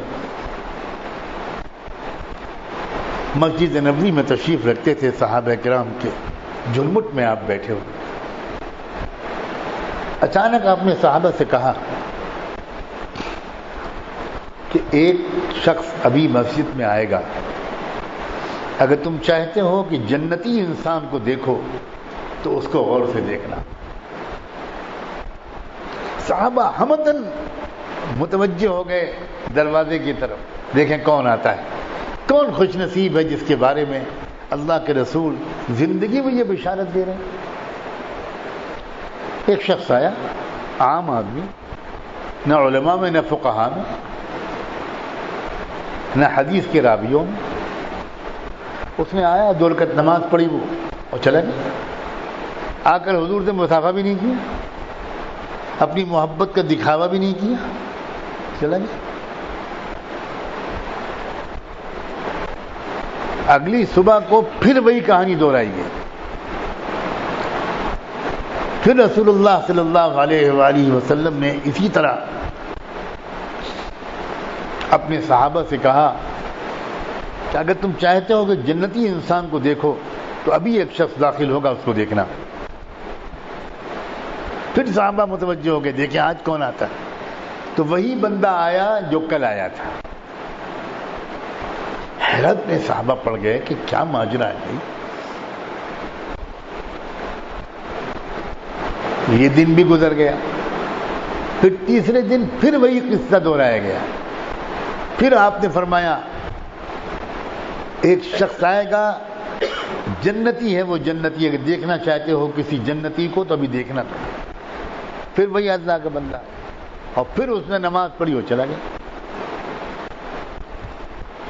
ان صحابہ میں ایک صحابی سیدنا عبداللہ ابن عمر بھی بیٹھے ہوئے. یہ چوٹی کے صحابہ میں, علماء صحابہ میں, فقہاء صحابہ میں, محدثین صحابہ میں اور اللہ کے رسول کے خاص خدام میں, ان کے سینے میں آگ لگ گئی. اور یہ تیسرے دن جب دن گزر گیا تو یہ رات میں اس آدمی کے گھر پہنچے اور گھر میں جا کر یہ کہا کہ بھئی آپ میرے والد کے مزاج کو تو آپ جانتے ہی ہیں. حضرت عمر کا مزاج ذرا تھوڑا جلالی مزاج ہے, تو میں ذرا 2-1 دن ذرا ان کی نگاہوں سے دور کہیں پر رہنا چاہتا ہوں. تو وہ صحابی سمجھ گئے اشارہ, کہنے لگے میرے لیے تو بڑی خوش نصیبی کی بات ہے کہ آپ میرے گھر میں مہمان رہ کر 3 دن گزاریں, تشریف لائیے, آئیے آئیے آئیے. اس طرح عبداللہ ابن عمر ان کے گھر کے مہمان بن گئے. اب دن بھر گزرا اور رات آئی, شام آئی, جب بھی آئے ہوں رات آئی. اب عبداللہ ابن عمر بہت اطمینان سے رات میں اندازہ کرنے کی کوشش کر رہے ہیں کہ یہ بندہ رات میں کتنی رکعت نفلیں پڑھتا ہے, کتنا لمبا مراقبہ کرتا ہے, کتنا لمبا ذکر کرتا ہے, یہ کون سے اعمال کرتا ہے جس کی وجہ سے جنتی ہونے کی بشارت 3 دن لگاتار اللہ تعالیٰ, اللہ کے رسول نے اس کے بارے میں دی. لیکن دیکھا یہ کہ وہ شخص اس نے کھانا کھایا, ضروریات سے فارغ ہوا, وضو کیا اور چپ چاپ جا کر سو گیا. نہ کوئی نفلی نماز, نہ کوئی ذکر, نہ مراقبہ. پھر اگلا دن گزرا تو عبداللہ ابن عمر سوچنے لگے کہ ہو سکتا ہے میری وجہ سے آج انہوں نے ذرا کچھ احتیاط کی ہو یا کچھ تھکے زیادہ ہوں. اگلی رات آئی تو پھر عبداللہ ابن عمر جاگتے رہے پوری رات یہ دیکھنے کے لیے کہ یہ کیا کیا عبادتیں کرتا ہے یہ خدا کا خوش نصیب بندہ. اور پھر پوری رات وہ آرام سے سویا, کوئی نفلی نماز نہیں, کچھ نہیں. پھر تیسری رات پھر ویسے ہی ہوا، 3 راتیں لگاتار۔ اب شریعت کا اصول ہے کہ مہمان کو 3 دن سے زیادہ نہیں ٹھہرنا چاہیے، تو چنانچہ جب 3 دن ہو گئے تو چوتھی صبح کو عبداللہ ابن عمر نے کہا کہ بھئی اب میں تو رخصت ہوں گا، اب میں سچ سچ بتاتا ہوں میرے ابا سے کوئی میری کھٹپٹ نہیں ہوئی تھی، وہ تو میں ایک بہانہ اشاروں میں کیا تھا، مسئلہ اصل میں وجہ یہ تھی کہ 3 دن لگاتار اللہ کے رسول نے تمہارے بارے میں ایسے بلند کلمات کہے، تو میں بے چین ہو گیا یہ دیکھنے کے لیے کہ کون سے ایسے چھپے ہوئے اعمال تم کرتے ہو، تاکہ میں دیکھ کر کچھ اس کی نقل کروں، کچھ سیکھوں۔ اور میں تو دیکھ کر حیران ہوں کہ تم تو رات میں اطمینان سے سوتے ہو، ہم اس سے زیادہ اعمال رات میں کرتے ہیں اور تم کو تو ہم نے دیکھا نہیں، تو آخر یہ کون سی چیز ہے تمہارے پاس جس کی وجہ سے اتنی بڑی بشارت اللہ کے رسول نے تمہارے لیے 3 دن لگاتار دی؟ تو اس نے کہا کہ میری تو سمجھ میں نہیں آتا کہ آپ کیا کہہ رہے ہیں، میں تو سیدھا سادہ عام مسلمان ہوں، آپ تو بہت بڑوں میں ہیں ہمارے۔ عبداللہ ابن عمر نے کہا دیکھو تکلف مت کرو، میں تم سے بھیک مانگتا ہوں، اللہ کے واسطے مجھے وہ چیز بتا دو بھائی، تمہارا کیا نقصان ہو جائے گا، تمہارا ایک بھائی بھی جنت میں چلا جائے گا۔ ان کا بھائی میں کیا بتاؤں، میں تو شرمندہ ہو رہا ہوں، میرے پاس تو کچھ ہے ہی نہیں۔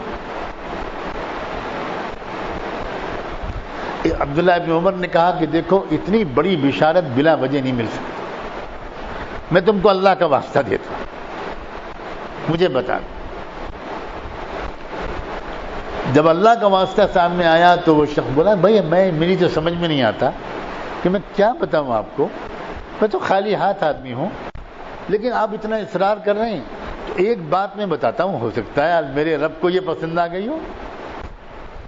صرف اتنی سی بات ہے کہ میں جب رات میں لیٹتا ہوں تو میرا دل دنیا کے تمام انسانوں کی طرف سے بالکل صاف ہوتا ہے، کسی سے شکایت نہیں، کسی سے کینہ نہیں، کسی کی تلخ و کڑوی یادیں نہیں، کچھ نہیں، میں خوش سب بالکل دل کو بہت ہلکا کر کے سب کو معافی کر کے اور اللہ سے سب کے لیے معافی مانگ کے اور بس مطمئن ہو جاتا ہوں، میرا دل بالکل اللہ کی تقدیر پر راضی رہتا ہے، جیسا اللہ نے مجھے بنایا میں خوش ہوں، مجھے کوئی حرص نہیں ہے، نہ کسی سے کوئی شکایت ہوتی۔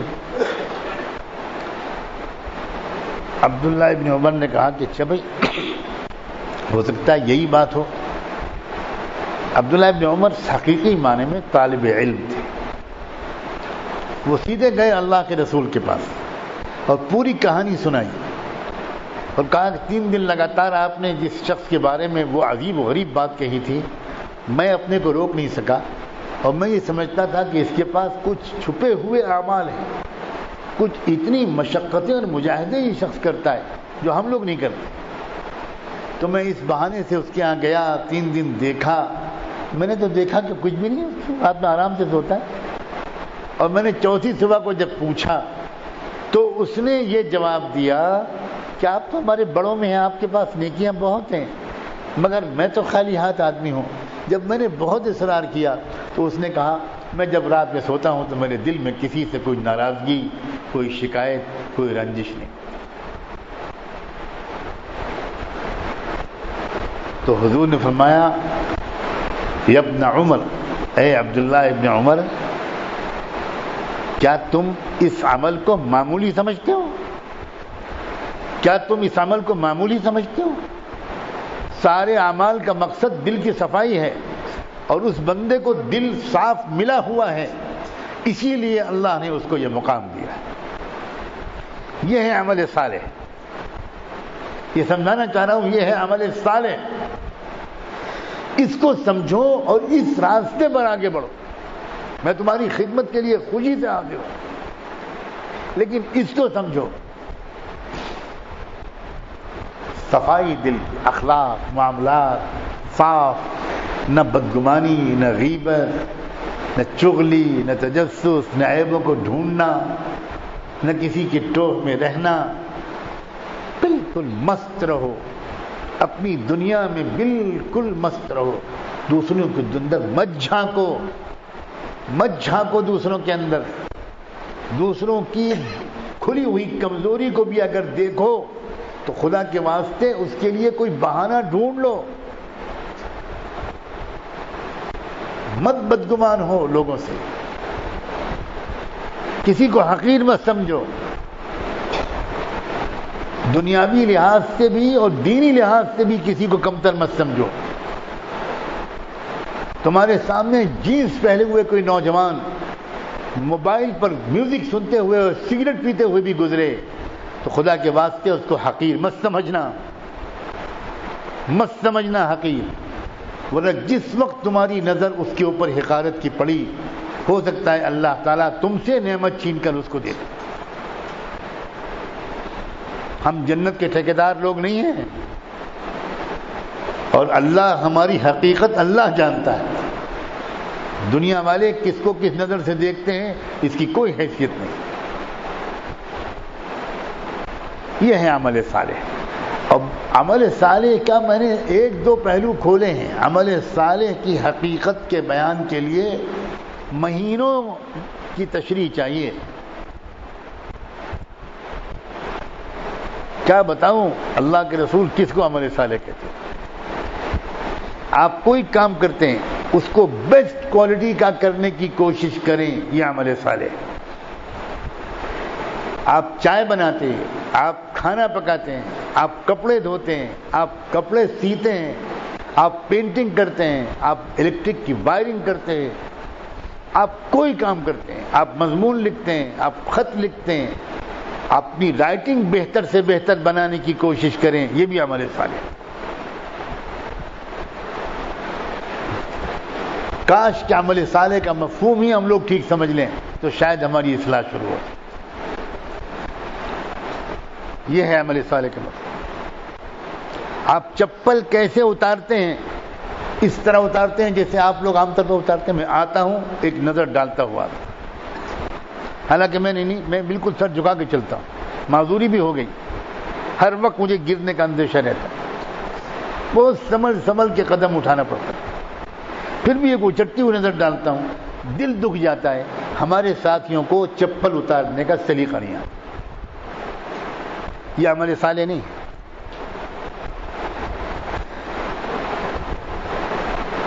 ہر کام سلیقے سے کرنا، خوبصورت انداز سے کرنا، یہ ہے عمل صالح۔ آپ اپنے گھر میں کپڑے کیسے ٹانگتے ہیں، یہ بھی عمل صالح ہے۔ الٹے سیدھے ڈال دیے، یہ عمل صالح نہیں ہے۔ ایک خوبصورت انسان بنایا تھا محمد الرسول اللہ۔ ان پڑھ تھے صحابہ، غریب تھے صحابہ، مگر ہر صحابی آئیڈیل انسان تھا، مثالی انسان تھا۔ ہاں، جس کو اس مفہوم کا عمل صالح ملے گا اس کو زندگی میں خوشیوں بھری زندگی نصیب ہو سکتا ہے گھر میں فاقہ ہو، پیٹ پر پتھر بنے ہو، لیکن وہ خوش اور مطمئن ہوگا اس کروڑ پتی کے سے ہزاروں گنا زیادہ جس کے اندر یہ کردار نہیں۔ بس بھائی، سبحان اللہ وبحمدہ، سبحانک اللہم وبحمدک، نشہد ان لا الہ الا انت، نستغفرک ونتوب